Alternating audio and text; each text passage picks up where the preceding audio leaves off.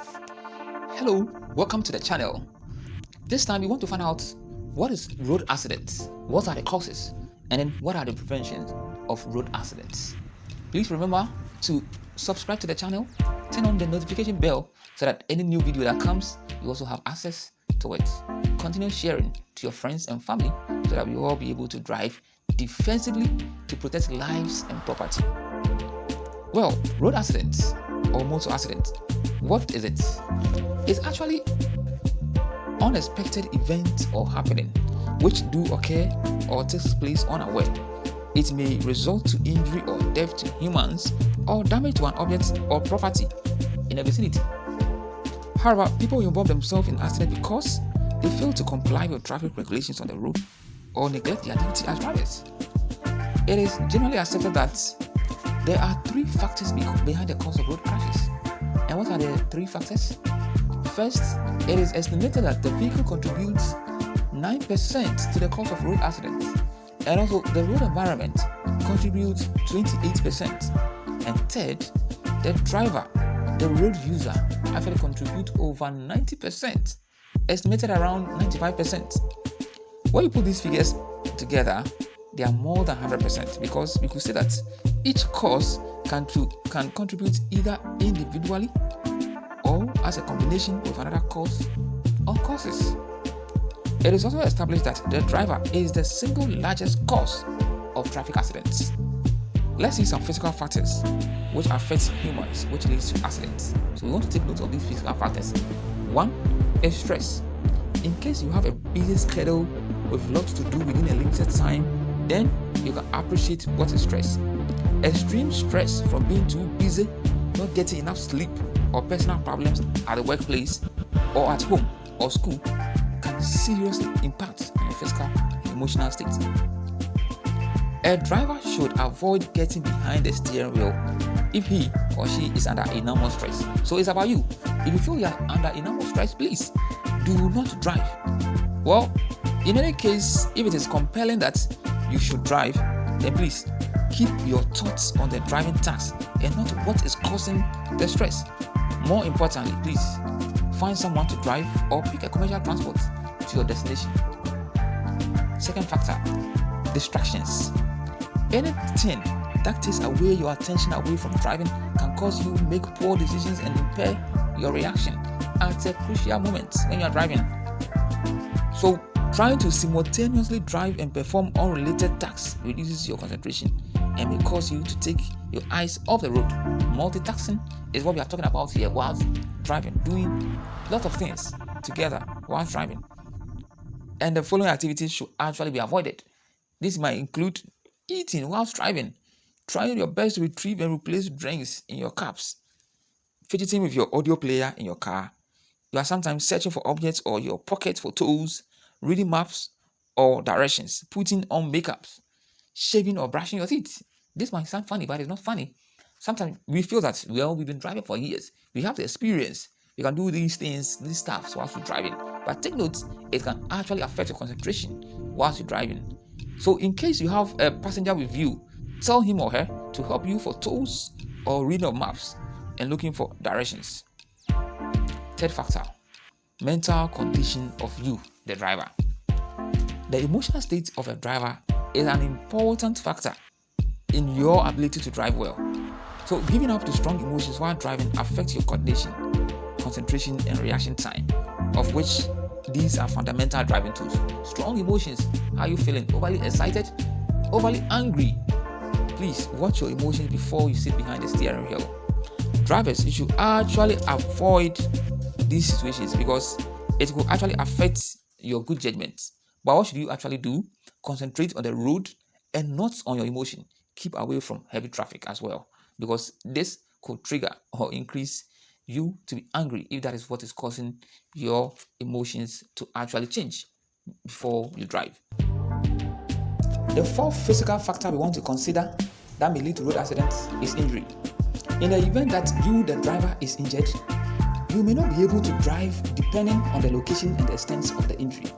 Maybe it's a broken hand, a severe sprain to the right foot, or an eye injury, for example. All these could make it difficult, if not impossible, for you to drive. So in case you are injured, always evaluate, or in other words, examine the extent of your injury in relation to the task of driving.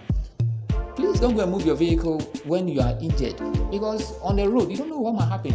You might find yourself in a situation you want to maneuver quickly, and you may not be able to do that. So please, let's take note when you are injured, and not even go and sit behind that steering wheel of mobile cars. The fifth factor we want to talk about is fatigue. It also severely affects your reaction time and decision-making abilities. Driving while fatigued greatly increases your chance of having a crash. Fatigue can set in slowly, and these are signs of fatigue. These include yawning, slow reactions, problems with judging speed and distance. There are a lot of road accidents that happened while the driver is fatigued, and before they realize, they are already sleeping. Then boom, it's a crash. So please, if you feel you are so fatigued, it is best that you park safely and sleep.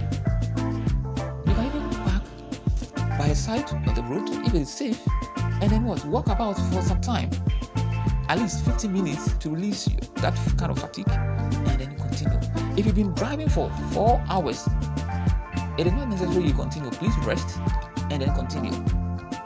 Those of you who might have 2 drivers in the car or in the vehicle, especially long journey drivers, you are 2. So whilst you are stressed, fatigued, tired, park and let your other colleague take over. Very important to save lives and properties. Sixth factor, vision. Research shows that 90% of decisions that drivers take on the road depend on what they see. Decision on the road depends on what you see and when you see it. Good vision is one of the important physical qualities necessary for driving. One needs to see far ahead to read road signs. Traffic signals allow you, remember, to make adjustments to speed and direction to avoid potential hazards whilst you drive. So those who have vision problems must get it corrected. Seventh factor, age. Older drivers generally are better at detecting and avoiding potential hazards than younger drivers. However, older drivers tend to have decreased reaction time, weaker eyesight, inability to see at night, and poorer hearing. Yes, older drivers, we know you have all these advantages, but you have these disadvantages also, not to be able to drive well at night. To make up for these limitations, please, older drivers, you need to reduce speed.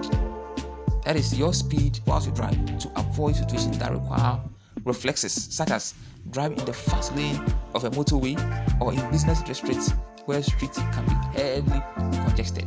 Yes, I'm sure this advice, if it is you who are listening and you're not older, I'm sure you have an older friend, an older parent who drives. Please share this video to him or her. Eighth factor, size and height. Size and height, it may actually impose limitations on the driver's ability to comfortably or safely drive or operate their motor vehicle. A driver who is short may be unable to see the road well from the seats of a very larger vehicle. A driver should always take a minute to adjust seats and mirrors so that he or she can easily reach the controls while maintaining good visibilities of the road. To compensate for the limitations, if you are a short one or a short person, if you want to compensate for your limitations or your deficiencies, you may have to obtain special equipment to enable you to see over the dashboard and out the windows, or to allow you to reach your foot pedals without stretching. Because if these 2 things doesn't balance, your ability to have control over your pedals, your ability to also see the road, especially those of you who might drive manual vehicles, you know the clutch pedals, you need to be pressed fully down when you want to change the gear. And imagine you can't actually press fully down because you want to see the road, or you want to press fully down and at the end of the day you can't see the road. You need to balance and then check, as mentioned, if you have to acquire special equipment, you need to do so. The ninth factor we want to talk about is coordination. What do we mean by coordination? Yeah, coordination is determined by how quickly and efficiently the nervous and muscular system work together. So it affects how quickly and efficiently the hands and feet are synchronized for the tasks of steering, shifting gears, pressing the accelerator pedal or brake pedal, and clutch pedal with your foot. So these things need to synchronize how it works together.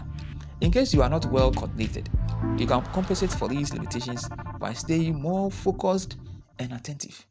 Increase your following distance if necessary. Yes, the distance between you and the vehicle ahead, please increase it so you can make decisions on your own comfortably whilst you drive. Also remembering not to becoming a hazard on the road. Why do we say hazard? Because anything on the road that will cause someone to be changing lanes, slowing down while driving is a hazard. Please don't also become a hazard on the road, causing others to be changing their lanes because you are the problem on the road. Remember, the 10th factor we want to consider is anger. Anger affects driving. That one you actually agree with me. If you are under stress, tired, angry, irritated in any way, then please avoid driving. If you must drive, then cool down before you enter into the car. Comport yourself by talking to friends, taking a walk, and thinking things out. When you are out on the road, remember that you should expect other road drivers, others, to commit mistakes. Yes, you should be ready to meet these things. It shouldn't be new to you. Don't be mad about the situation, please. In the event that these drivers make the mistakes, some might swear at you, some might insult you. Please remain calm. Be patient. You need to tolerate. The tolerance is needed. The 11th factor we want to see also is illness. Well, general illness. Drivers should avoid driving when they are sick. That one you agree with me. If you are sick, how's it like trying to drive? Someone say, oh, small, gradually, I can maneuver my way out and want to drive. Well, sometimes maybe we may be having cold or flu and allergy. These things can slow down your reaction and make you drowsy and inattentive. See the situation, drowsy, inattentive, and you still want to drive. It is absolutely for you to drive. Concentrate on your driving and reduce your speed. Yes, lower than normal. And also, what should you do? You also have to avoid heavy traffic and high speed lanes because of how you're feeling. You are not so fine. Know how to balance yourself on the road because of your situation. Apart from knowing these factors being mentioned, it is 11 though, but there are other physical and non-physical factors which affect humans, which also lead to accidents while they drive. What are some of these other factors? Physical and non-physical. Well, we want to mention them. We have drunkenness, overconfidence, lack of anticipation when you drive. You don't want to estimate, have an idea of something that can either happen while you drive. Vehicles in poor condition is also another thing. Poor road, bad weather, negligence, carelessness, pedestrian crossing placed at the wrong place, and also forgetting rules and regulations governing driving. Can you imagine? Don't forget those rules. It is better that sometime we need to visit our books again. Overspeeding. When we say overspeeding, you are driving more than what is required of what you're supposed to drive on the road. If you are in a city or congested places on the road, and you are actually not supposed to be driving more than 30 kilometers per hour. Sometimes in some places, the indications is there 20 kilometers. These estates, these residential areas, being at the mall, you shouldn't be driving over 30 kilometers per hour within that place. Please watch your speed. Overspeeding. On the highways, you know when to go more than 50 or where to drive within 50 kilometers per hour, where to drive 100 kilometers per hour or 80. If you are driving more than what is expected, then that is what we say you are overspeeding. Then we have poor maintenance of vehicle, reckless driving, wrongful overtaking. Please, we know them. We see them, others doing it. We want to also avoid these aspects of driving. These are kind of factors. It can actually lead to road accidents. Now, after knowing all the problems, we then want to say, how do we then prevent road accidents from happening or occurring? Well, in order for us to drive, we always have to remember that we need to be alert all the time when driving. We need to have good concentration when driving, have good eyesight, have good judgment and giving time and place. And also, you need to be physically healthy to drive and drive properly. As we've mentioned at the aspect of illnesses, be a good observer while driving, be bold in taking decisions, be a good anticipator. Please continue to oversee while you drive. If you are driving where there are arrived mangoes, Can you also anticipate? What can you anticipate for? Anticipate that there might even be younger ones, kids, people trying to fetch some of the fruits from the tree, especially young ones. If you are driving in the afternoon, depending on the time where the children from school will be closing, is it 2, 3, 3:30?